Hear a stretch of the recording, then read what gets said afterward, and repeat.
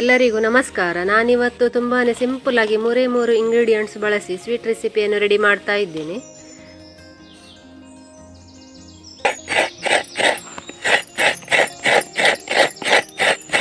ನಾನಿಲ್ಲಿ ಒಂದು ತೆಂಗಿನಕಾಯಿಯನ್ನು ತೆಗೆದುಕೊಂಡಿದ್ದೇನೆ.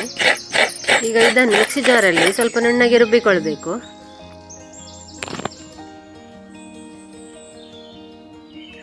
ತೆಂಗಿನಕಾಯಿಯನ್ನು ನುಣ್ಣಗೆ ರುಬ್ಬಿ ನಾನಿಲ್ಲಿ ಒಂದು ಪಾತ್ರೆಯಲ್ಲಿ ಹಾಲನ್ನು ತೆಗೆದುಕೊಳ್ತಾ ಇದ್ದೇನೆ. ಒಂದೇ ಸಲಕ್ಕೆ ರುಬ್ಬಿದ ಹಾಲು ತೆಗೆದುಕೊಂಡ್ರೆ ಸಾಕಾಗ್ತದೆ.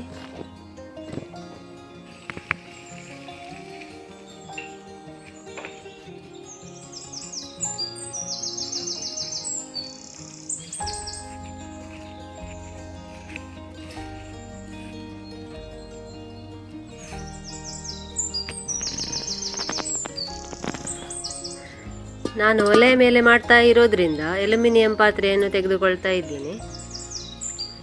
ಗ್ಯಾಸ್ ಒಲೆ ಮೇಲೆ ಆದರೆ ಯಾವ ಪಾತ್ರೆ ಬೇಕಿದ್ರೂ ಯೂಸ್ ಮಾಡಿಕೊಳ್ಬೋದು, ನಾನ್ ಸ್ಟಿಕ್ ಬೇಕಿದ್ರೂ ಯೂಸ್ ಮಾಡಿಕೊಳ್ಬೋದು. ಸ್ವೀಟ್ ರೆಡಿ ಮಾಡಲಿಕ್ಕೆ ದಪ್ಪ ಕಾಯಿ ಹಾಲು 4 ಲೋಟ ಹಾಕಿಕೊಳ್ತಾ ಇದ್ದೀನಿ. ನಾನು ಮೀಡಿಯಂ ಸೈಜಿನ ಲೋಟದಲ್ಲಿ ಹಾಕಿಕೊಳ್ತಾ ಇರೋದು. ನಿಮಗೆ ದೊಡ್ಡ ಲೋಟೆ ಬೇಕಿದ್ರೆ ದೊಡ್ಡ ಲೋಟೆಯಲ್ಲೂ ಒಂದು 4 ಲೋಟೆ ಹಾಕಿಕೊಳ್ಬೋದು. ಈಗ ಇದಕ್ಕೆ ನಾನು ಒಂದು 4 ಲೋಟೆ ದನದ ಹಾಲನ್ನು ಹಾಕಿಕೊಳ್ತಾ ಇದ್ದೇನೆ. ನೀವು ಪ್ಯಾಕೆಟ್ ಹಾಲು ಬೇಕಿದ್ರೆ ಅದನ್ನು ಬೇಕಿದ್ರೆ ಯೂಸ್ ಮಾಡಿಕೊಳ್ಬೋದು. ದನದ ಹಾಲು ಹಾಕಿದರೆ ಟೇಸ್ಟ್ ತುಂಬ ಸೂಪರ್ ಆಗಿರ್ತದೆ. ಪ್ಯಾಕೆಟಲ್ಲಿ ಬರುವ ದನದ ಹಾಲು ಯಾವುದು ಬೇಕಿದ್ರೂ ಯೂಸ್ ಮಾಡಿಕೊಳ್ಬೋದು. ಕುದಿ ಬರುವ ತನಕ ಚೆನ್ನಾಗಿ ಕೈಯಾಡಿಸ್ತಾ ಇರಬೇಕು. ನಾನಿಲ್ಲಿ ಹೈ ಫ್ಲೇಮಲ್ಲಿಟ್ಟು ಕುದಿಸ್ತಾ ಇದ್ದೇನೆ. ನೋಡಿ ಫ್ರೆಂಡ್ಸ್, ಇವಾಗ ಚೆನ್ನಾಗಿ ಕುದಿ ಬರ್ತಾ ಉಂಟು. ನಾನಿಲ್ಲಿ 3 ಲೋಟೆ ಸಕ್ಕರೆಯನ್ನು ಹಾಕಿಕೊಳ್ತಾ ಇದ್ದೇನೆ. ನಾವು ಹಾಲು ಅಳತೆ ಮಾಡಿದ ಲೋಟೆಯಲ್ಲೇ 3 ಲೋಟೆ ಸಕ್ಕರೆಯನ್ನು ಹಾಕಿಕೊಳ್ಬೇಕು. ಜಾಸ್ತಿ ಸ್ವೀಟ್ ಇಷ್ಟಪಡುವವರು ಸ್ವಲ್ಪ ಜಾಸ್ತಿ ಹಾಕ್ಕೊಳ್ಬೋದು, ಒಂದು ಅರ್ಧ ಲೋಟೆ. ಜಾಸ್ತಿ ಹಾಕ್ಕೊಂಡ್ರೆ ಸ್ವೀಟ್ ಚೆನ್ನಾಗಿ ಬರೋದಿಲ್ಲ. ಸಕ್ಕರೆಯಲ್ಲೆಲ್ಲ ಕಸ ಇರ್ತದೆ, ಅದನ್ನೆಲ್ಲ ಚೆನ್ನಾಗಿ ತೆಗೆದುಕೊಳ್ಬೇಕು. ಇನ್ನು ಇದನ್ನು ಚೆನ್ನಾಗಿ ಕೈಯಾಡಿಸ್ತಾ ಇರಬೇಕು. ದೊಡ್ಡ ಉರಿಯಲ್ಲಿಟ್ಟು ಕೈ ಆಡಿಸ್ಬೋದು. ಒಂದು ವೇಳೆ ಉಕ್ಕಿ ಹೋದರೆ ಮಧ್ಯಮ ಉರಿಯಲ್ಲಿಟ್ಟು ಕೈ ಆಡಿಸ್ತಾ ಇರಬೇಕು.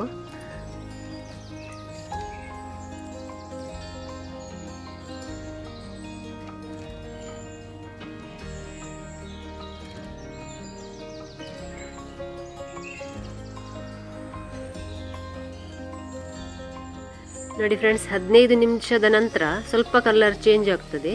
ಈ ರೀತಿ ಸೈಡಲ್ಲಿ ಎಲ್ಲ ಅಂಟಿಕೊಳ್ತದೆ, ಅದನ್ನೆಲ್ಲ ಚೆನ್ನಾಗಿ ತೆಗೆದುಕೊಳ್ಬೇಕು. ನಂತರ ಪುನಃ ಈ ರೀತಿ ಕೈ ಆಡಿಸ್ತಾ ಇರಬೇಕು. ಒಂದು 20 ನಿಮಿಷ ಆದ ನಂತರ ಈ ರೀತಿ ದಪ್ಪ ಬರ್ತದೆ.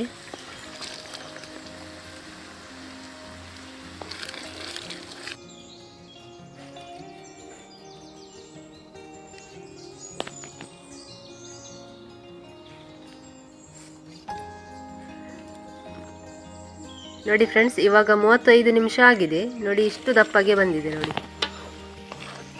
ಇನ್ನು ಕೇವಲ 15 ನಿಮಿಷದಲ್ಲಿ ಸ್ವೀಟ್ ರೆಡಿ ಆಗ್ತದೆ. ಈ ರೀತಿ ಕಂಟಿನ್ಯೂಸ್ ಆಗಿ ಕೈ ಆಡಿಸ್ತಾ ಇರಬೇಕು. ನಾನಿಲ್ಲಿ ಮನೆಯಲ್ಲೇ ತಯಾರಿಸಿದ ದನದ ತುಪ್ಪವನ್ನು ಒಂದು ಸ್ಟೀಲ್ ಪಾತ್ರೆಗೆ ಸವರಿಕೊಳ್ತಾ ಇದ್ದೇನೆ. ತುಪ್ಪವೇ ಬೇಕಂತ ಇಲ್ಲ, ಎಣ್ಣೆ ಬೇಕಿದ್ರೂ ಹಾಕ್ಕೊಳ್ಬೋದು.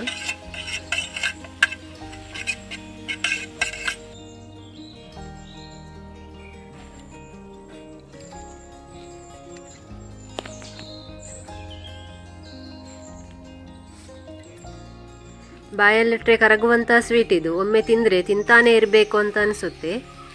ನೋಡಿ ಫ್ರೆಂಡ್ಸ್, ಇಷ್ಟು ದಪ್ಪಗೆ ಬರ್ತದೆ. ನಾವು ಸ್ವೀಟ್ ರೆಡಿ ಮಾಡಲಿಕ್ಕೆ ಸ್ಟಾರ್ಟ್ ಮಾಡಿ ಒಂದು 45 ನಿಮಿಷ ಆಯಿತು.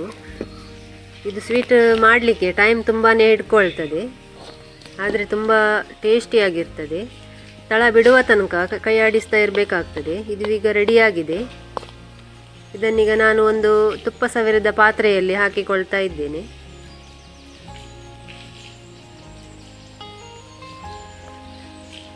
ಪಾತ್ರೆಗೆ ಹಾಕಿಕೊಳ್ಳುವಾಗ ಸೌಟಿಗೆ ಎಲ್ಲ ಅಂಟಿಕೊಳ್ತದೆ.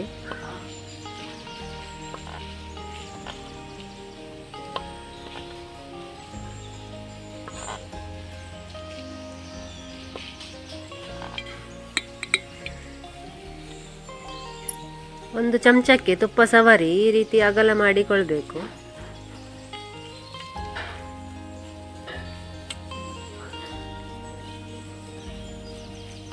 ಈ ರೀತಿ ಸ್ವಲ್ಪ ಅಗಲ ಮಾಡಿ ಆದಮೇಲೆ ಸ್ವಲ್ಪ ತಣ್ಣಗೆ ಆಗಲಿಕ್ಕೆ ಬಿಡಬೇಕು. ಇವಾಗ ಸ್ವಲ್ಪ ತಣ್ಣಗೆ ಆಯಿತು. ಒಂದು 15 ನಿಮಿಷ ಬಿಟ್ಟು ನಮಗೆ ಯಾವ ಆಕಾರದಲ್ಲಿ ಬೇಕೋ ಆ ಆಕಾರದಲ್ಲಿ ಕಟ್ ಮಾಡಿಕೊಳ್ಬಹುದು. ನಾನಿಲ್ಲಿ ಉದ್ದ ಉದ್ದ ಗೆರೆ ಹಾಕಿಕೊಳ್ತಾ ಇದ್ದೀನಿ. ಕಟ್ ಮಾಡುವಾಗ ಬೇಕಿದ್ದರೂ ಚಾಕುಗೆ ತುಪ್ಪ ಸವರಿಸ ಕಟ್ ಮಾಡಿಕೊಳ್ಬಹುದು. ಕಟ್ ಮಾಡಿದ ಮೇಲೆ ಒಂದು 15ರಿಂದ 20 ನಿಮಿಷ ತಣಿಲಿಕ್ಕೆ ಬಿಡಬೇಕು. ಇವಾಗ ಚೆನ್ನಾಗಿ ತಣ್ಣಿದೆ. ಒಂದು ಎಲೆಯ ಮೇಲೆ ಕೌಚಿ ಹಾಕಿಕೊಳ್ಳುವ. ನೋಡಿ, ಚೆನ್ನಾಗಿ ಎದ್ದು ಬಂದಿದೆ ನೋಡಿ, ತುಂಬಾ ಚೆನ್ನಾಗಿ ಬಂದಿದೆ. ಮೈಸೂರು ಪಾಕ್ ರೀತಿ ಉಂಟು ನೋಡಲಿಕ್ಕೆ. ನೀವು ಸಹ ಒಮ್ಮೆ ಟ್ರೈ ಮಾಡಿ.